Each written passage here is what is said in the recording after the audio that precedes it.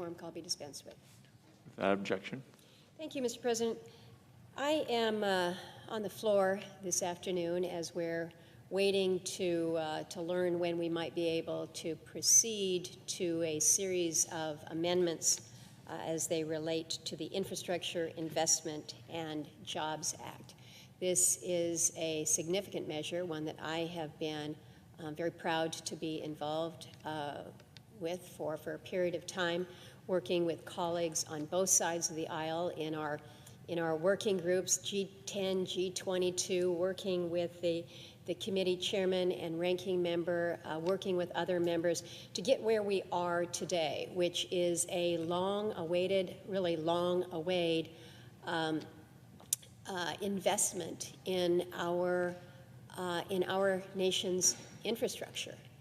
And I know that members are looking through the significant legislation that is in front of us. Don't need to take my word for it. You can just look at the number of inches of the document in front of me. It is significant. But Mr. President, I would suggest to you that the need in this country is significant when it comes to investments in our nation's infrastructure, our core infrastructure, what we define to be our roads, our rails, our bridges, our ports, our water and sewer, our broadband. I think we recognize that we talk a lot in this chamber and perhaps on the other side as well, and presidents have come and gone and all talked about the need for more investment in our infrastructure. But the truth be told, we really haven't done a real wholesale effort towards that goal until this year. And we saw significant work come out of the committees this year, and I want to commend the chairman of the the Environment Public Works Committee, Senator Carper, my friend from Delaware. His committee worked hard, not only on the surface transportation measure, but also the water infrastructure measure that had passed through. We've seen other good work in other areas of infrastructure.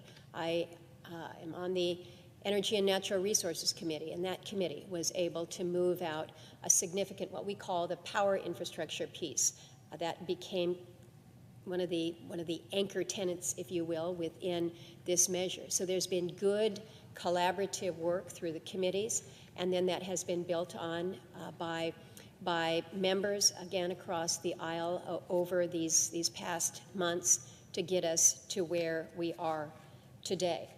And so I ask members as they're going through the bill itself, the language that we had hoped we would get a little bit earlier for colleagues to go through, but in fairness, we really needed to take the time to make sure that we had gotten it right.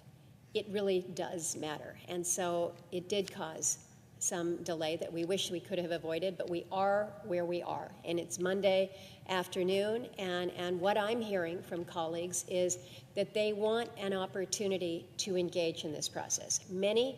Many in this body have not been part of the working groups. Perhaps they weren't part of the committees that had advanced some of these pieces of legislation that we have incorporated. So they want to be participants, and rightly so. And this is the time to do just that. And so I think it's everyone's intention that we have a robust amendment process moving forward. I'm actually looking forward to this. I've had the opportunity on this floor several times now to be able to manage energy bills, natural resources bills that have been significant, bills that we've actually been able to have a pretty decent amendment process. And sometimes, in fairness, sometimes that amendment process caused things to derail for a period of time. We don't want to do that in this instance, not at all. But it's not very often that we really do have a true and a meaningful amendment process. We're going to have an opportunity for that with the budget resolution coming forward, but I think for the most part, most of us know that there's a lot of messaging that goes on. This is not about messaging. This is about delivering results for the American people. This is about creating jobs as we build out legacy infrastructure that is needed around the country. Highways. We all know that our highways are in need of help and support. The provisions that we have included in this measure for roads and bridges will be significant as we attend to the many damaged bridges that we see around the country that really do present a threat to public safety. Let's get on them. We know our highways in so many areas are in serious disrepair, and in certain areas we need to be doing more to help build out that highway infrastructure to ease the congestion, to allow for greater efficiency, to allow us as Americans to do more of the things that we want to do, whether it's spend more time with your family, be more productive at your work, but let's have an efficient system. We've got a little over 14,000 miles of public road in Alaska. I can tell you that as we look to my state's roads and the condition and the shape that they're in, I know that we need investments in this space. But I also know that it's not just about roads and bridges. We also allow for things like replacements of culverts. For the community, actually the community that I was born in Ketchikan, just met with the community leaders, and they had shared with me some of these culvert replacement projects are as key and critical to them as anything else that they've got going on. And so recognizing that what we're doing is allowing for greater safety, greater access through our support for highways, for bridges, for things like culverts, for pedestrian safety initiatives. I think we all want to do more in that area. Alaskans probably fly more than we drive. Our reality is some 80% of our communities are not connected by road, and the geography, the expanse that we deal with is we're just not going to be connected that way. But we don't need to be connected that way when we can be connected by the air and when we can be connected over the water. And so this legislation is again, very important to those who fly. And when I talk about flying, sometimes these are small bush carriers moving mail and groceries and people to medical appointments. But the fact that we've got $15 billion in formula funding for the FAA Airport Improvement Program, this is going to be key. This helps with everything from runway lighting to navigation, taxiway initiatives. These are ways that the 400 public airports in Alaska are going to be able to move out on a more efficient basis, if you will, some of the necessary safety upgrades that they have in front of them. And again, for us, it's not just about the land-based airports. We also have the sea-based areas that we worry about. We've got some 114 sea-based airports that we refer to. So recognizing that not every airport is like a Dulles or a DCA here. What we are able to do for our small hub airports, our non-hub airports, our non-primary airports, all communities of all sizes, because again, whether you're in Bethel or Utqiagvik or wherever you may be throughout the state, all sizes are not the same here. So making sure that we're able to accommodate that is going to be important. I've mentioned that we're also connected, land, air, but also by sea. And for those of us that are coastal states, Senator from Delaware has a coastline, has ferries. People move around by ferries. We rely on our Alaska Marine Highway system. There's some 35 different communities. That really, that is their connector. That's how the kids move the high school basketball team. That's how the church groups move. That's how you pick up the groceries at Costco in Juneau and you put them on the ferry to go over to Angoon. It's how people shop. It's their road. It's an Alaska Marine Highway system. And so recognizing the support that we can provide for our ferry systems, whether it's in Alaska or Delaware or places in between, is again an important opportunity for us. We recognize that as we provide support for those technologies that will allow us to move people more efficiently and more cleanly. There's a lot of emphasis from this administration, particularly with focus on EVs. Well, in this measure, we not only have provisions as they relate to clean school buses, but also to alternative fuel ferries, recognizing that we have some opportunities, whether it's an EV ferry that might run from Haines to Skagway, or an alternative fuel. We want to be thinking forward into the future. One of the pieces of this measure, this very significant infrastructure bill that a lot of work has gone into, is the water and wastewater title. This is significant. This is significant. We saw not too many years ago, the situation in Flint, Michigan with lead pipes. We've been working to address many of those issues for a period of time, and rightly so.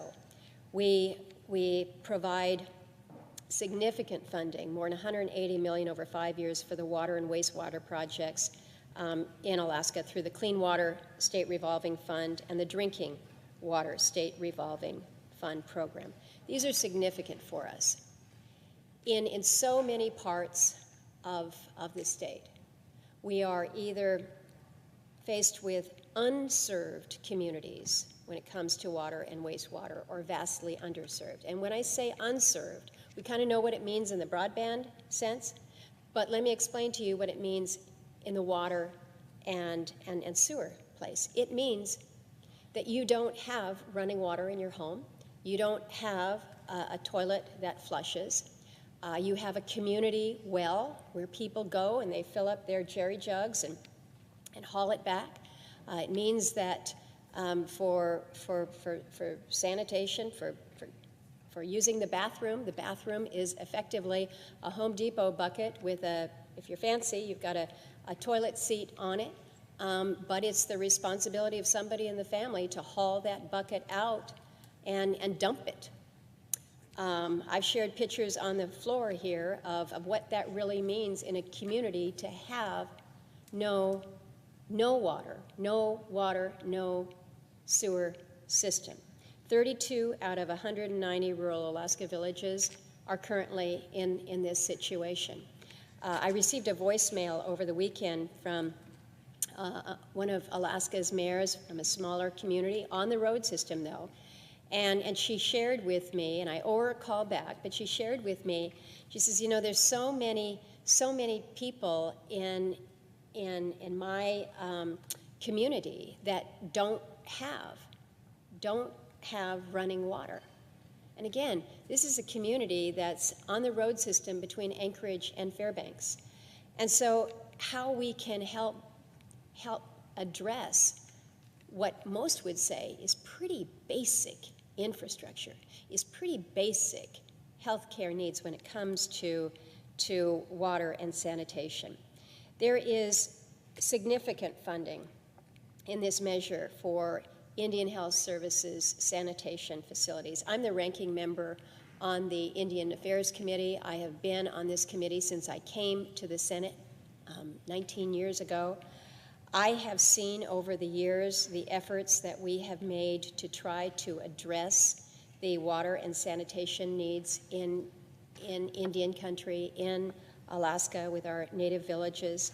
Our reality that we face is we are we are still in an extreme deficit when it comes to our tribal communities. The reality is that we have left them behind when it comes to something like modern day water and wastewater systems. And so the unprecedented investment in sanitation infrastructure is one that I think is significant and incredibly important, because we're seeking to clear all the known project needs. Now, people will say that's aggressive, but let me tell you, Mr. President, when you go to some of these communities and you hear the concerns from the people in the village about how they are supposed to keep their family from contracting this virus, when the first simple step is to wash your hands, and they say, water is pretty precious around here because we don't have a sink to wash our hands in. And so the effort here to catch up, and I don't even like to use those words in that sense. We've got to do right by our Native people, and the effort here, I think, is key and critically important. Another area that I'm pleased that working with the Committee of Jurisdiction, led by Senator Carper, that there has been a focus, and this is something that Ranking Member Capito has been keenly focused on as well, and this is the PFAS contamination through our clean water and our drinking water programs. I also recognize that there is a focus on small and disadvantaged communities. I've got one small community down in southeast Alaska, Gustavus. It is the community that is right next to Glacier Bay National Monument area, and the PFAS in their little community near the airport area is something that is a major and significant concern for that tiny, small little community.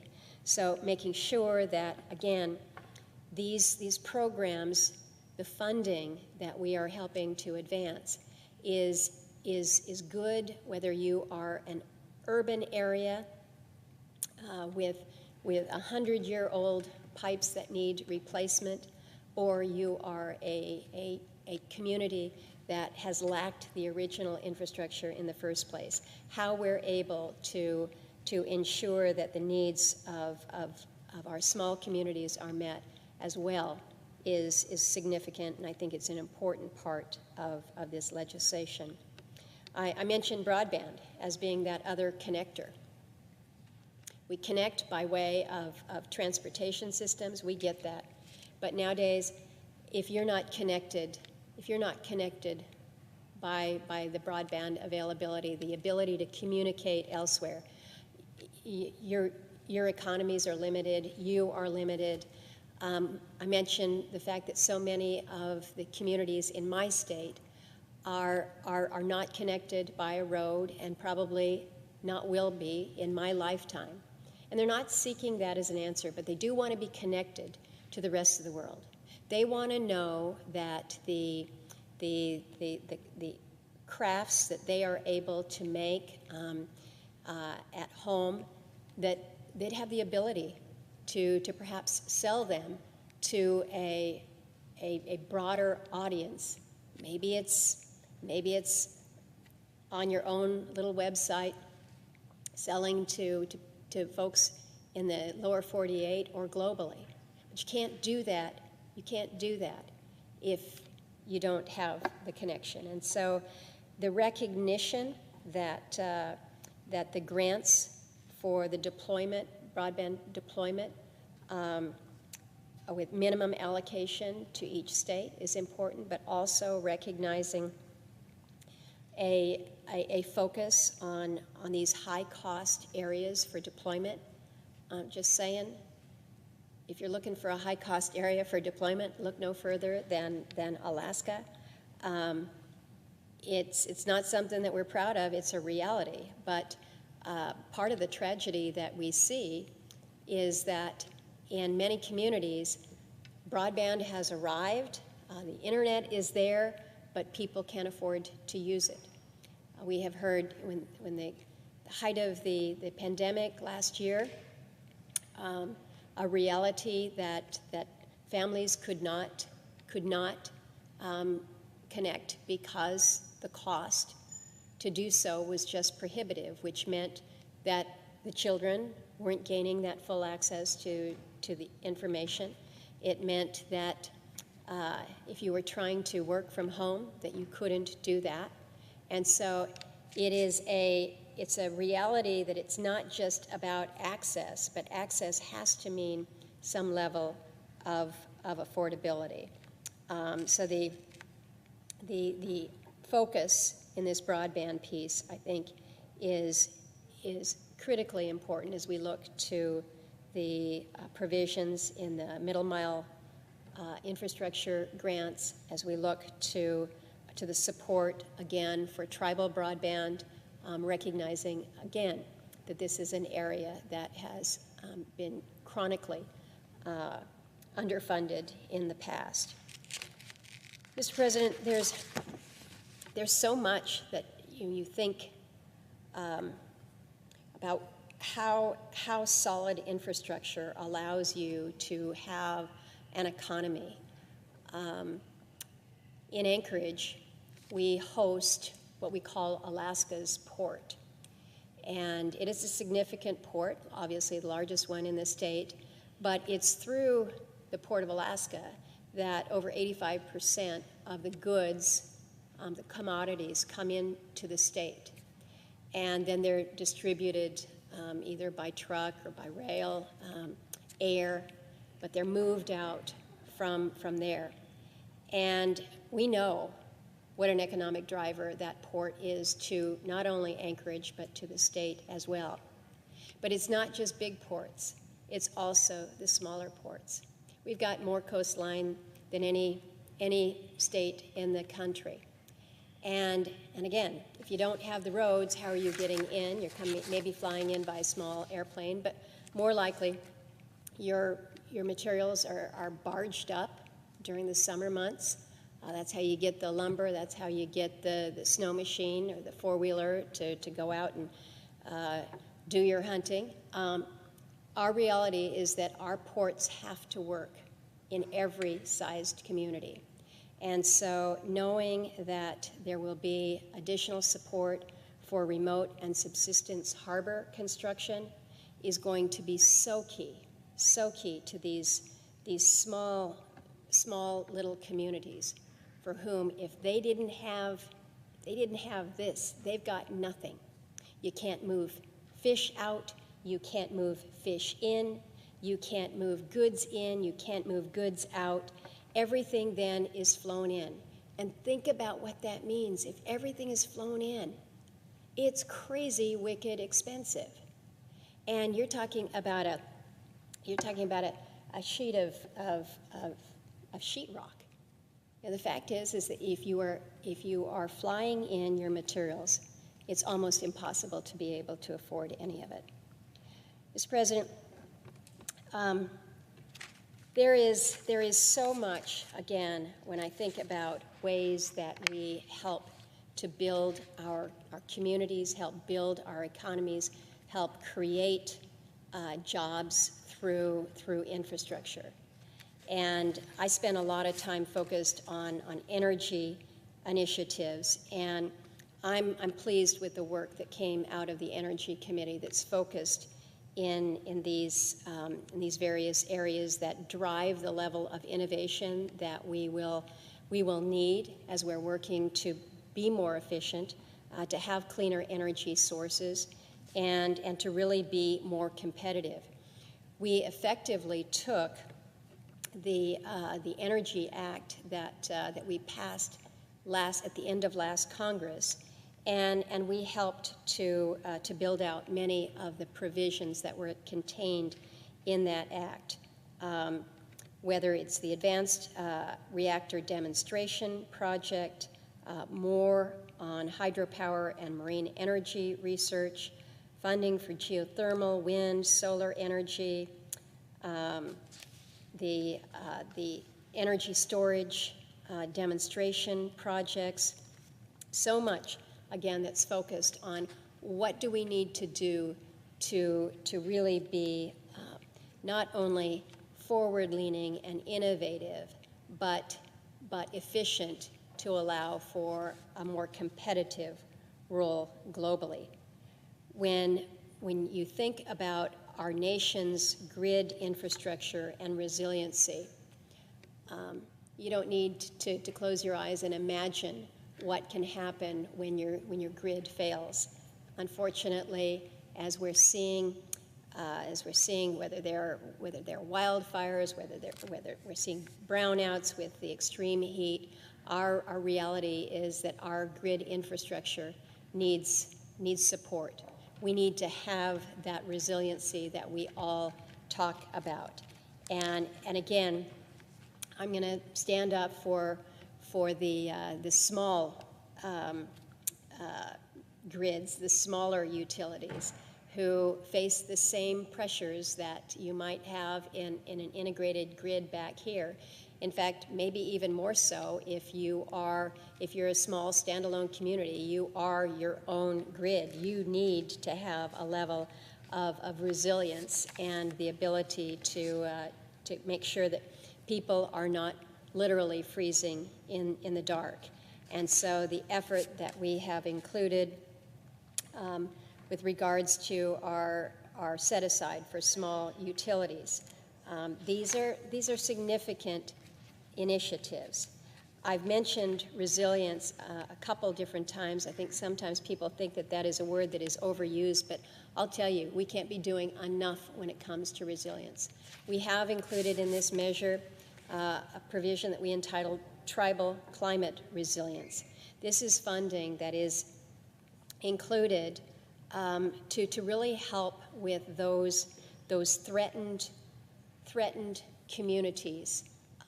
Many we see in my state, but certainly I hear from colleagues in other states who are seeing the same concerns as communities are more threatened due to whether it is erosion, as we are seeing in Alaska, or flooding, but support to assist with climate resilience, adaptation projects, as well as community relocation. I'll wrap up by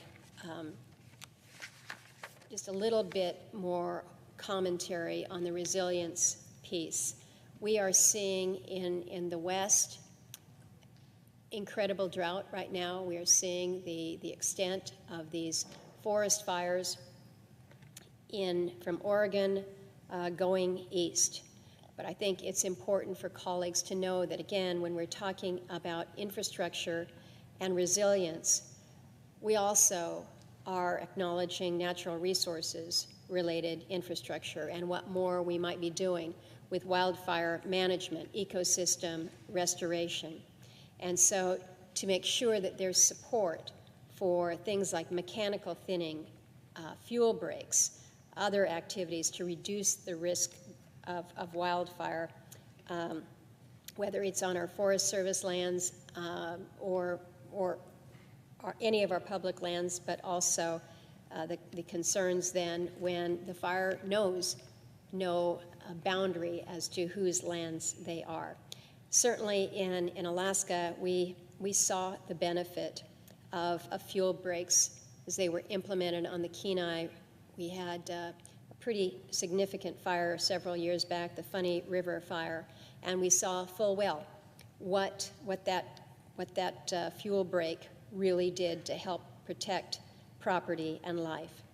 The bill also includes pre-commercial thinning, which again is important in a host of different areas, not the least of which in my state on the Tongass. But I think we do a good job to make sure that when we're talking about infrastructure, we're recognizing the core infrastructure of of whether it's legacy projects like roads, rails, bridges, but also recognizing that infrastructure has impact to our lands and how we ensure that there is greater resilience, again, greater protections, and ensuring that that it is addressed perhaps more broadly.